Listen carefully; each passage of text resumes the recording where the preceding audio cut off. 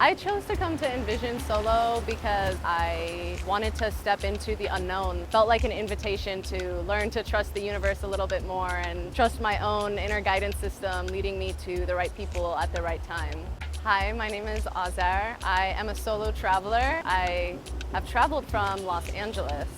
The first night I did feel lonely. I was a little homesick, but then the next day it was like, oh no, I am home. This place is a place of community and nature and connection, so it's inevitable that I'm gonna meet people. As a solo traveler, a really great catalyst to having a great experience is learning to center yourself, because when I feel at home within myself, I naturally make a family. I naturally create community and find those connections.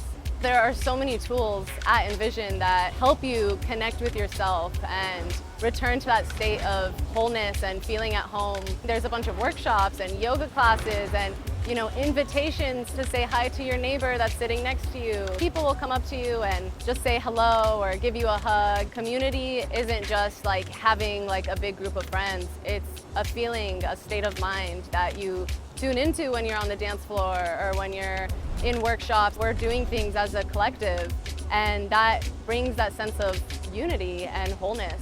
I feel like a much more grounded version of myself because I've learned to trust myself along the way being a solo traveler.